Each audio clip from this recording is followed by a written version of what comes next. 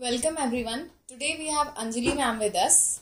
She has completed her degree of law from Bihar Institute of Law, and further she has completed 30th Bihar Judicial Services in her very first attempt. So very congratulations ma'am. Thank you Shraddha.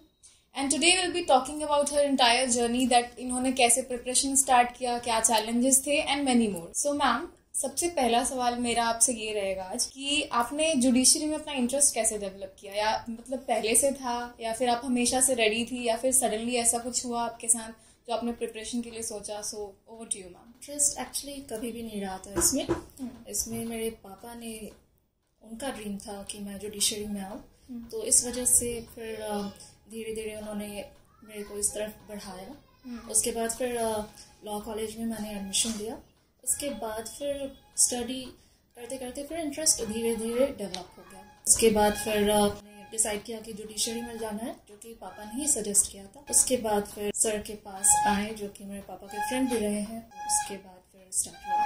तो ma'am, आपने जो preparation start किया during college days ही start कर दिया था आपने, या फिर खत्म होने के बाद ऐसा स्टार्ट किया? नहीं, एक्चुअली मैंने फर्स्ट ईयर सेकेंड ईयर मैंने सेल्फ स्टडी की.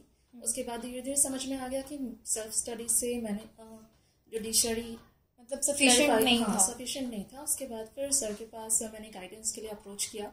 मैंने और भी दूसरे कोचिंग्स के लिए ट्राई किया था, बट सर्च में ये पता चला कि सर से बेटर और कोई गाइड नहीं कर सकता. इस वजह से सर के पास ही throughout. Okay. So ma'am, उसके बाद जो सबसे इम्पोर्टेंट फेज आता है अपना, जैसा कि हम सभी जानते हैं कि ये जो एग्जाम है 3 अलग अलग स्टेज में डिवाइडेड होता है. प्रीलिम्स होता है, मेंस होता है, फिर इंटरव्यू होता है. तो मैम, प्रीलिम्स की आपकी क्या स्ट्रैटेजी रही है? इसमें मैंने एक बार में कुछ भी स्टार्ट नहीं किया था. मैंने डिवाइड कर लिया था प्री के लिए कैसे प्रिपेयर करना है, उसके बाद मेंस के लिए. तो मेरा पहले पूरा फोकस प्री के लिए था. तो मैंने प्री के लिए सर से गाइडेंस लिया. उन्होंने बताया कि इसमें बेयर एक्ट सफिशिएंट है, वो पढ़ लो. उसके बाद फिर वो क्लियर होने के बाद फिर मैंने मेंस के लिए प्रिपेयर किया, जो उसमें सर का स्टडी मटेरियल मेरे काफ़ी काम आया. बहुत ज़्यादा है उससे मिली. और मैम, टेस्ट सीरीज वगैरह आपने ज्वाइन किया इसमें, और उसका क्या रोल रहा है इसमें? जी, बहुत ज़्यादा, क्योंकि इसके बारे में कभी भी मैंने कोई भी कॉम्पिटिटिव एग्ज़ाम नहीं अपियर किया. हाँ, कभी भी नहीं. तो उसके बाद फिर मैंने मॉक टेस्ट दिया, जिसमें फर्स्ट अटेम्प्ट में मेरा लास्ट नंबर आया था. उसके बाद फिर मैंने उसको चैलेंज की तरह लिया. फिर मैंने अच्छा परफॉर्म किया सर के पास. तो फिर ये अपने आप में बहुत बड़ी बात है कि आपने ये सबके सामने बताया कि फर्स्ट मॉक में आपके मार्क्स उतने अच्छे नहीं थे, फिर भी आपने चैलेंज के जैसा लिया उसको. जी.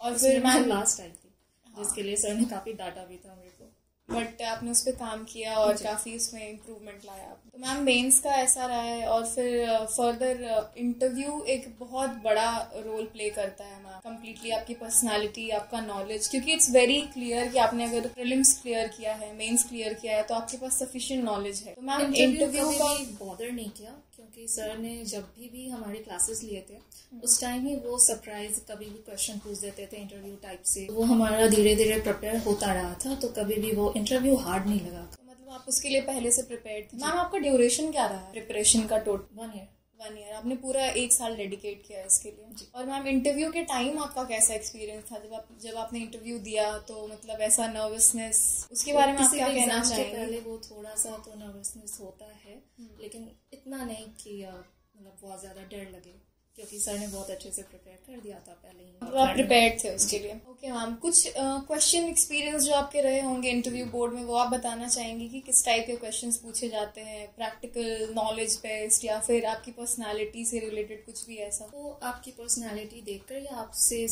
चॉइसेस पूछते हैं, वो उस हिसाब से वहीं पे होता है. ऐसा कुछ भी नॉलेज. जैसे आप 1-2 क्वेश्चन ऐसा बताना चाहेंगी, जैसे उन्होंने आपसे पूछा हो, बोर्ड ने आपसे पूछा हो? जी, उन्होंने अगर आपको याद हो तो. जी, उन्होंने मेरा चॉइस पूछा था कि आपको सबसे अच्छा सब्जेक्ट कौन सा लगता है, फिर उससे नॉलेज बेस्ड, क्योंकि प्रैक्टिकल तो अभी हमारा कुछ भी था नहीं वहाँ पे, तो नॉलेज बेस्ड ही था वो question. Ma'am, before we sum up this video, would you like to give some message, जो भी हमारे व्यूअर्स ये देख रहे हैं, जो भी नए बच्चे हैं जो तैयारी कर रहे हैं न्यायिक सेवा के लिए, उनके लिए आप कुछ कहना चाहेंगे? जैसा कि मैंने अपनी जर्नी से सीखा है, मैंने सेल्फ स्टडी करने की भी कोशिश की, क्योंकि बहुत हेल्पफुल रहा है, लेकिन सफिशिएंट नहीं था. तो अब जैसा कि कंपटीशन बढ़ता जा रहा है और डे बाय डे ये एग्जाम्स हार्ड होते जा रहे हैं, तो आपको एक प्रोफेशनल गाइडेंस की ज़रूरत पड़ती है. तो आप किसी भी कोचिंग इसलिए कभी भी मेरे को पसंद नहीं रहा है क्योंकि वो पूरा टाइम आपका ले लेता है, क्योंकि एक कोचिंग से दूसरे कोचिंग भागो, एक सब्जेक्ट से दूसरे सब्जेक्ट के लिए भागो।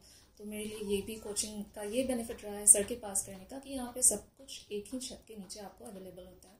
तो आप कहीं से भी करो, लेकिन कोचिंग जरूर करो। प्रोफेशनल गाइडेंस आपको जरूरी होती है। So thank you so much for your time ma'am. I really hope कि ये जो भी हमारा कॉन्वर्सेशन रहा है this will definitely help our viewers, और जो भी बच्चे देख रहे हैं ये वीडियो और न्यायिक सेवा की तैयारी करना चाहते हैं। Thank you so much for watching. Thank you so much for having me.